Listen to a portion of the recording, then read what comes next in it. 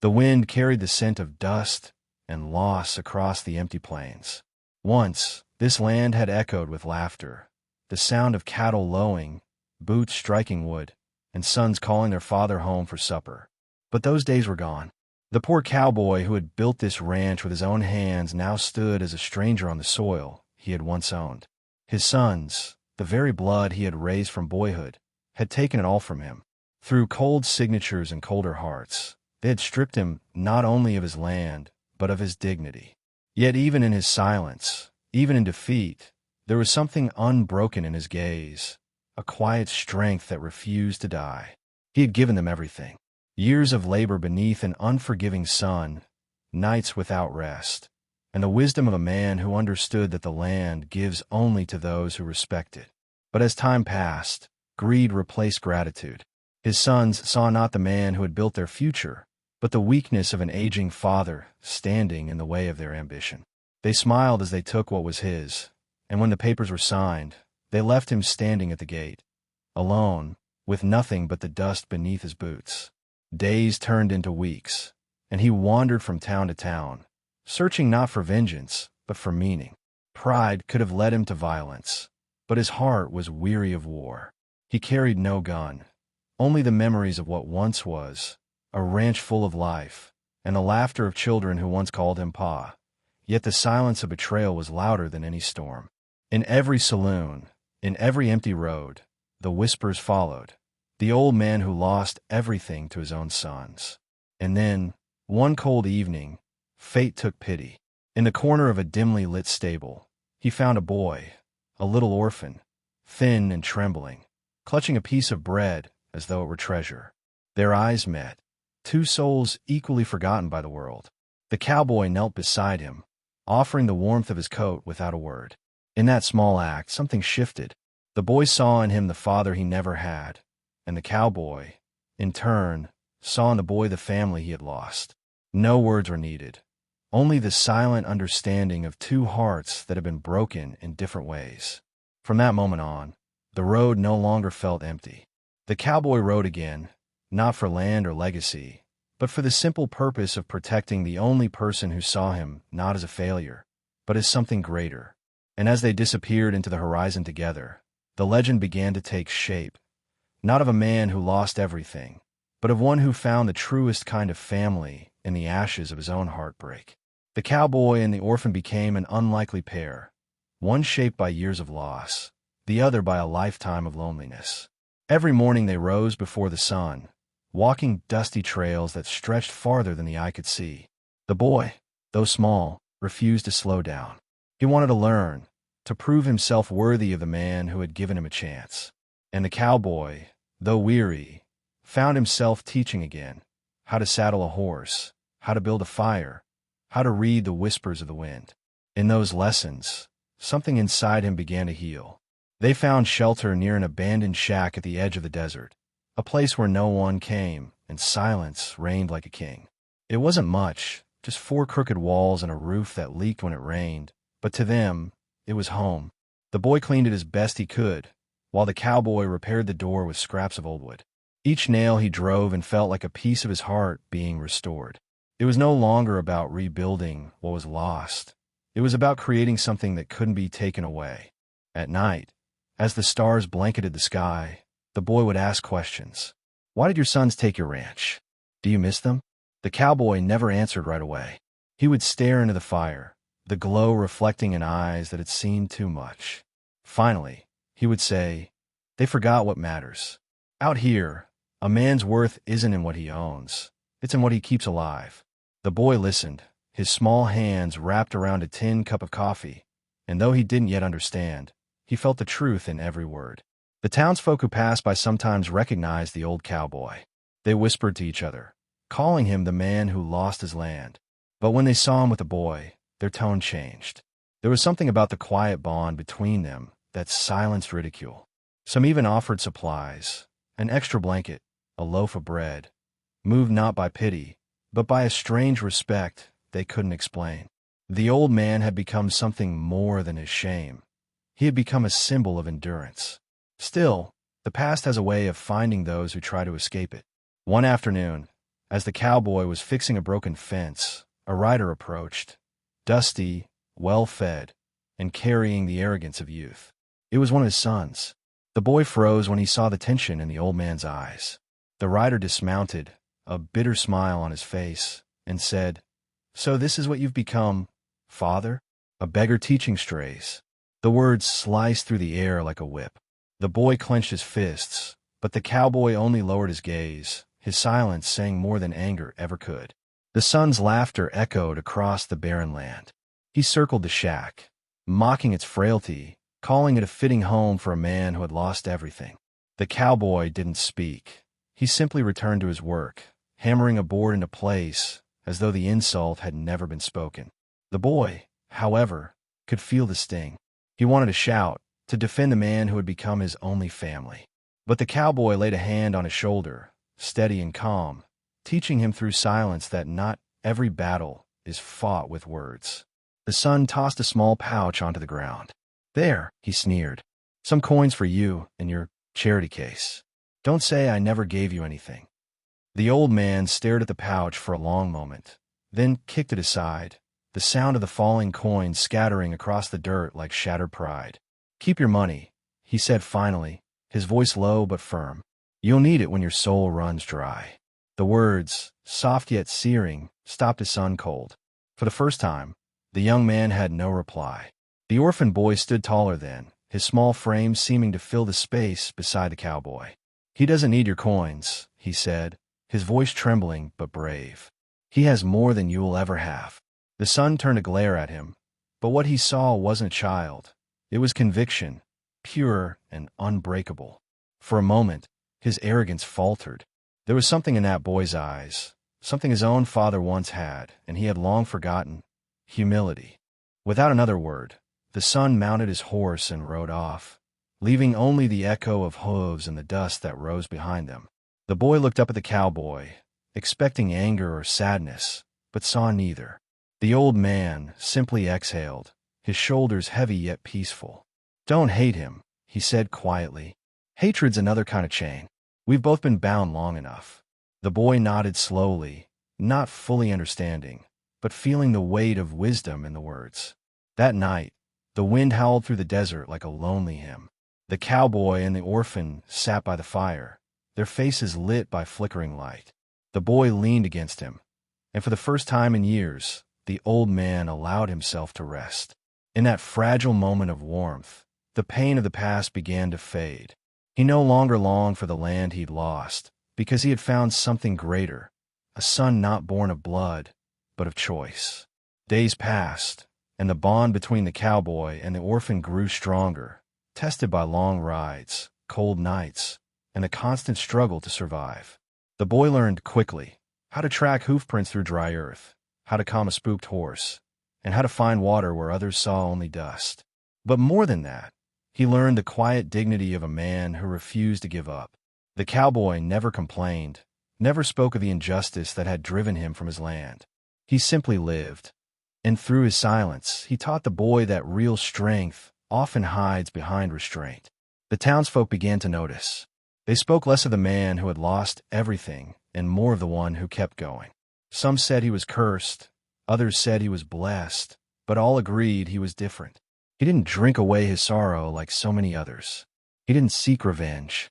He worked, cared for the boy, and carried himself with the same quiet pride he had when he still owned his ranch. And though poverty clung to him like a second skin, it was clear he possessed something none of his sons could buy: honor. One afternoon, as they repaired an old barn outside of town, a group of ranchers approached.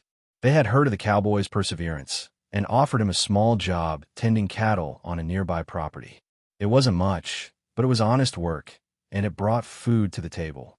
The boy's face lit up when the cowboy agreed, and soon the two of them were back on horseback, riding under the vast blue sky with purpose again.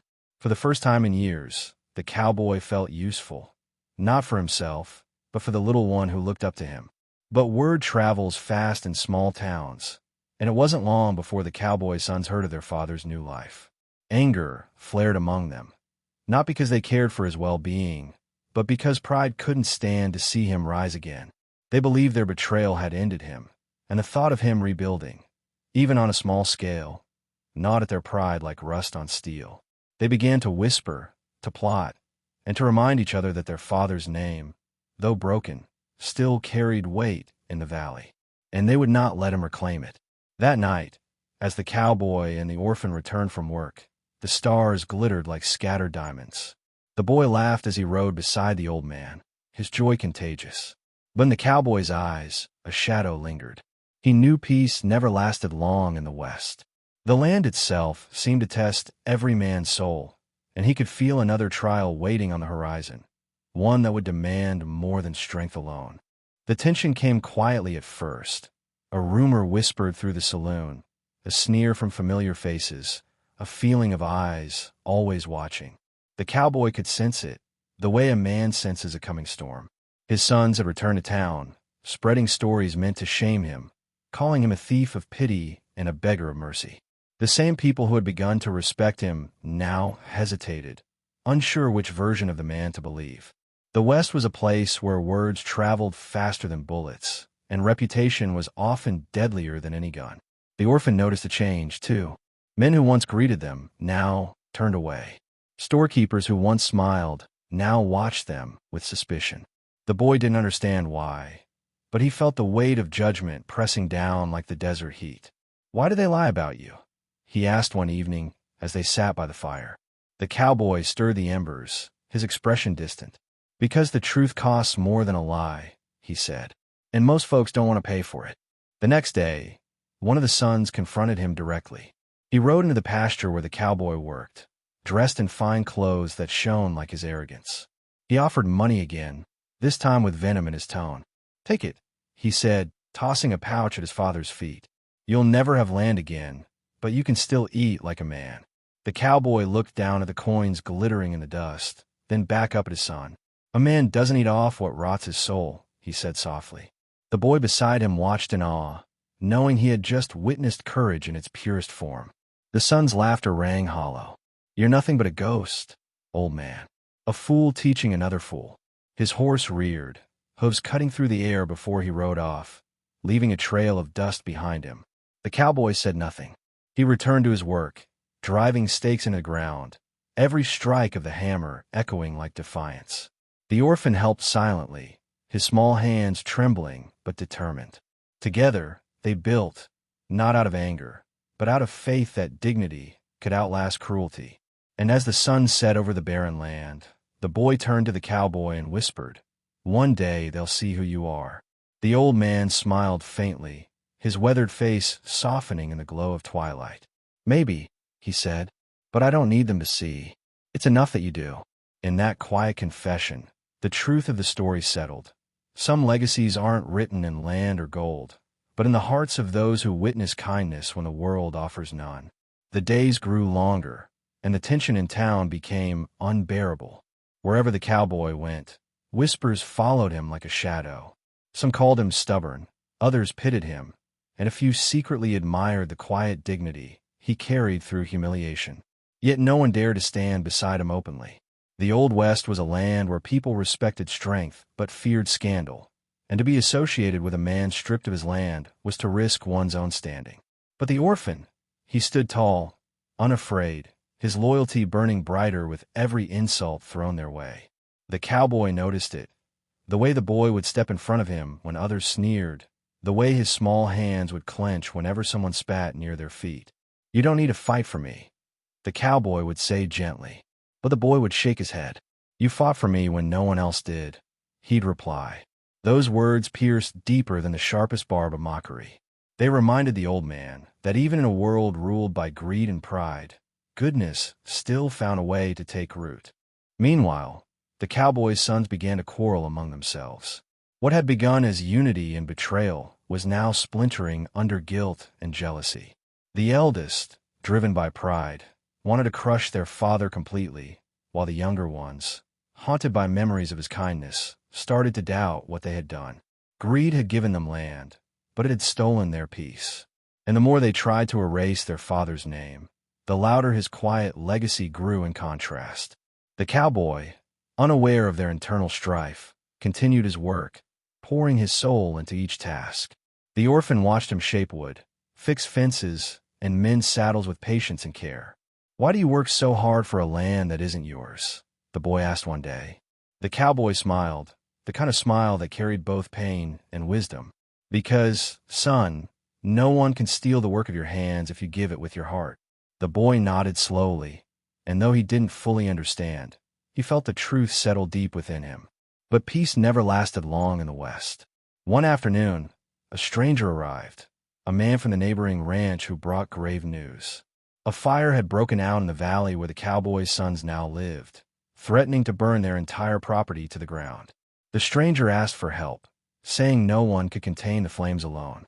The cowboy's eyes darkened for a moment. Fate had twisted its knife once again, forcing him to face the very men who had destroyed him. And though his heart ached, he saddled his horse without hesitation. The orphan followed close behind, refusing to be left behind, even as smoke began to fill the sky. The two of them rode hard, the wind lashing against their faces as they crossed the open plains toward the burning horizon. The heat grew unbearable, the air thick with ash, but the cowboy did not slow. His body was old, but his spirit blazed stronger than the fire before him. He was not riding to save his son's property. He was riding to save their souls. When they arrived, chaos reigned. The flames devoured everything in their path, turning fences and fields into glowing skeletons. The sons were there, shouting orders, their pride stripped bare in the face of nature's wrath. The eldest saw his father ride in through the smoke and froze, disbelief etched on his soot-streaked face. For a moment, time itself seemed to stop, the betrayer and the betrayed, standing once more on the same burning earth. Without a word, the cowboy leapt from his horse and went straight to work. He fought the fire with relentless resolve, beating back flames with wet sacks and dirt, his body trembling but unyielding. The orphan joined him, his small frame moving with desperate courage. The sight of them, an old man and a child battling a fire that could consume them both, stirred something deep in the hearts of the sons. The youngest dropped his tools and ran to help. Then another followed. And soon, even the eldest, his pride melting under the weight of his father's selflessness, joined in. Together, they fought through the night. The fire roared like a living beast, but it could not withstand the unity it had inadvertently forged. When dawn came, the land was scarred but not lost. The ranch stood, battered yet standing. The men collapsed in exhaustion, their faces blackened with soot, their hands blistered and raw. The cowboy sat against a charred post, breathing heavily, the orphan leaning beside him. His sons gathered near, unsure what to say. For the first time, they looked at him not as a man defeated, but as the father they had betrayed and failed to destroy. The eldest son fell to his knees. His voice broke as he whispered, "Why? After everything we did to you, why would you come back?" The cowboy looked at him, his gaze tired yet gentle. "Because hate burns faster than fire," he said softly, "and love endures." The words hung in the air like a final sermon, simple yet eternal. The orphan wept quietly beside him, understanding that in that moment, the old man had reclaimed something greater than land. He had reclaimed his family, his name, and his peace. The dawn that followed the fire felt like the first true morning in years. Smoke still lingered over the valley, rising from the blackened earth like a ghost of what had been lost, but within it there was peace. The cowboy sat in silence, his eyes fixed on the horizon, while his sons, once proud, once cruel, stood before him like children again, stripped of arrogance, humbled by the man they had tried to erase. None dared to speak first. The only sound was the soft crackle of dying embers and the distant cry of a hawk circling the dawn. It was the youngest who broke the silence. His voice trembled as he said, "We didn't deserve your help." The cowboy looked up slowly, his face weathered but calm. "Deserving's got nothing to do with it," he replied. "When blood calls for help, a man answers. That's what makes him a father." The words struck them deeper than any rebuke. The sons lowered their heads, realizing that forgiveness had been given before they had even asked for it. The orphan stood quietly beside the old man, watching the scene unfold with wide eyes. He didn't understand everything about family, about betrayal, about forgiveness, but he understood love. And in that moment, he saw what real strength looked like. It wasn't in power or pride. It was in mercy. The cowboy's silence spoke volumes, and even the wind seemed to still in reverence. The orphan reached out and took his hand, his small fingers wrapping around the calloused palm of a man who had taught him what it meant to live with honor. The widow's husband, the man once mocked and abandoned, had become something more than a father. He had become a legend, not because of the land he had lost or the fire he had survived, but because of the heart he had carried through it all. The townsfolk who came later that morning stood in quiet awe as they saw him surrounded by the very sons who had betrayed him, their heads bowed, their hearts broken open. And though no one said it aloud, they all knew the truth. They were witnessing redemption. The orphan, his voice small but certain, looked up at the sons and said, "He's my father now." The words were simple, but they landed with the force of a hammer striking stone. The sons didn't argue. They couldn't. In those few words, the boy had captured the truth they had long forgotten. That being a father was not about possession, but about presence. The cowboy placed a hand on the boy's shoulder, his eyes filled with quiet pride. The bond between them was unbreakable, and the fire that had destroyed so much had also revealed what truly mattered. The days after the fire brought rebuilding, not only of fences and barns, but of hearts. The cowboy stayed on the land for a while, helping his sons repair what had been burned. There were no long speeches, no apologies exchanged, just work, honest and quiet. It was in that silence that forgiveness took root. Each stroke of the hammer, each lifted beam, each repaired gate became a confession, a reconciliation without words. The past could not be undone, but it could be redeemed through labor and humility. The orphan worked alongside them, his small frame moving with tireless energy. The sons began to see him not as an outsider, but as something more, a reflection of what they once were before greed had hardened them. They watched how he followed the cowboy's every move, learning the same lessons they had once ignored: patience, integrity, endurance. In the boy, they saw the legacy of their father's true spirit, carried forward not by blood, but by choice. One evening, as the sun dipped low over the valley, the eldest son approached his father. His hands were rough, his face marked with soot and sorrow. "We can never make it right," he said quietly. The cowboy looked at him, his voice soft but steady. "You just did," he replied. "You came back." The words were simple, but they lifted years of guilt from the young man's heart. Sometimes redemption doesn't arrive with thunder. It comes quietly, like dusk settling over the plains. When the rebuilding was done, the cowboy didn't ask to stay. He knew the land was theirs now, and he had found something greater than ownership. He saddled his horse, the orphan climbing up beside him, and together they rode toward the open horizon. The sons stood watching, their eyes glistening in the fading light. They didn't call him back because they understood freedom was his final reward. The land he had lost no longer defined him. The love he carried did. And as the two riders disappeared into the endless gold of the setting sun, the town began to tell the story. They spoke of the poor cowboy who lost his ranch to his own sons, but found a new son in the dust of his downfall. They said he carried more wealth in his heart than any man of the valley. Some stories fade with time, but this one lived on, carried by the wind, and whispered to every generation that needed to be reminded of one simple truth. In the West, you can lose everything and still come out richer than before. The trail stretched long and quiet beneath the open sky. The cowboy and the orphan rode side by side, their shadows merging with the golden dust that followed their horses' steps. Neither spoke much. They didn't need to. The silence between them was full of meaning, the kind of peace that only comes after surviving life's fiercest storms. Every mile they rode carried them farther from the pain of betrayal and closer to the freedom of forgiveness. The land that once felt like a wound now looked like a promise, vast, untamed, and alive. At night, they camped near the river, the fire crackling softly as the orphan listened to the night sounds of the wild, coyotes calling, wind rustling through dry grass, and the steady hum of the earth. The cowboy spoke little, but when he did, his words sank deep into the boy's heart. "This world," he said, staring into the flames, "don't owe us peace, but it gives us moments where we can make things right." The boy nodded, clutching those words as though they were gold. They passed through towns where people recognized them, the old man and the boy with the same unbreakable gaze. Strangers offered them food, shelter, or simply a nod of respect.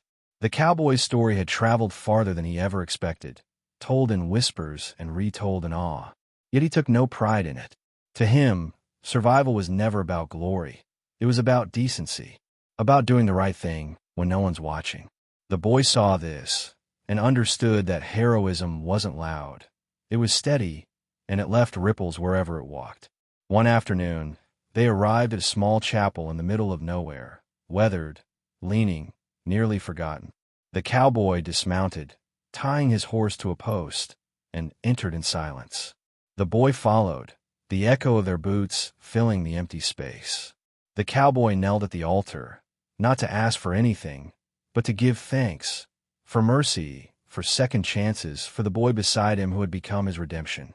The boy didn't pray aloud, but in his heart, he whispered one simple truth: I'll make his story live on. As they rode away, the boy glanced back at the chapel one last time. He didn't realize it yet, but he was carrying more than a man's teachings. He was carrying his legacy. Every word, every act of kindness, every lesson in silence and endurance was now his to keep alive. The cowboy had lost his ranch, his name, and nearly his will, but through the boy, he had planted something greater than land. He had planted hope. Years passed, and the legend of the poor cowboy grew. People spoke of the man who had been stripped of everything, yet still gave everything he had left. They told tales of how he had tamed the fire that nearly destroyed his family, of how he rode with a boy who called him father, and how his spirit still lingered across the plains. Some said they saw him at dawn, riding through the mist, hat pulled low, eyes set toward the horizon. Whether truth or myth, the story endured, because truth has a way of living longer than the men who carry it. The orphan grew into a man, his heart molded by the values he had inherited. He built a small ranch of his own, not grand, but honest, standing on the very land where his father figure had once been scorned. Travelers came seeking the story, and he told it not with bitterness, but with gratitude. He taught me, he'd say, that a man's worth isn't in the dirt under his boots, but in the way he walks it. And those who listened left changed, because in the rough cadence of his words, they heard something rare, truth born from love, not loss. The cowboy's sons, now older and gentler, would sometimes visit the ranch where the orphan lived. They brought no arrogance, no pride, only quiet respect. They worked beside the younger man, mending fences, sharing meals, and watching the cattle graze beneath the same sun that had once burned their father's hands. Together, they kept his memory alive, not through monuments or riches, but through the way they lived. Forgiveness had not erased the past, it had rewritten it. And though the cowboy was gone, his spirit remained. In every dawn that broke over the plains, in every child who learned that strength is not in domination, but in mercy, and in every father who chose to build rather than destroy. The story became more than one man's redemption. It became a testament to what the West truly stood for: not land, not power, but heart. When the wind moved across the fields at sunset, it carried with it the faintest echo of hooves and the murmur of a familiar voice saying, "Son, keep riding." And somewhere beyond that golden horizon, the cowboy's legacy lived on, not in stone or soil, but in the hearts of those who still believe that even after everything is lost, love can rebuild it all. Time had a way of softening even the deepest scars. The story of the cowboy who lost everything, yet gave more than most ever would, became more than legend. It became a mirror. It reminded every man and woman across the plains that loss does not define a soul, the way one rises after it does. The orphan, now a man shaped by those lessons, carried his father's voice within him like a compass guiding every step. The land, once marked by betrayal, now breathed with peace. It was as if the earth itself had forgiven, growing green again under skies that had once burned with fire. The cowboy's sons, though haunted by their past, found redemption in the quiet work of rebuilding. They never spoke much of what they had done. They didn't need to. Every sunrise they greeted, every fence they mended, every kindness they offered became a word in their unspoken apology. In the end, their father's forgiveness had done what pride never could. It had given them back their humanity. And through that act, the West itself seemed gentler, as though the land had learned mercy from the man it once tested so harshly. The orphan often returned to that old river where he and the cowboy had once camped. He'd sit there in silence, the wind brushing against his face, and feel as though the old man was still beside him, steady, patient, unbroken. Sometimes he'd whisper stories aloud, not to remember, but to keep the lessons alive. A man's worth, he would say softly, isn't in what he owns, but in who he becomes when everything's gone. And with those words, he ensured that the cowboy's story would never die, but live on in every heart that still believed in redemption. The legend of the poor cowboy spread far beyond the valley, carried in the songs of travelers, in the prayers of mothers, and in the quiet dreams of those who had lost more than they thought they could bear. It became a promise that even in the harshest places, grace could still bloom, that even after the fire, the human heart could find a way to rebuild. And somewhere out there, beneath the endless sky, people swore they could still hear the faint echo of hooves, a father and son riding together through eternity toward the light of a new dawn. If this story touched your heart, take a moment to share what part spoke to you the most. Leave a like so others can discover it too, and subscribe if you wish to keep walking these trails, where every tale of the Old West reminds us that even when the world takes everything, the spirit can still rise stronger than before. Because out here, every story isn't just told, it's lived.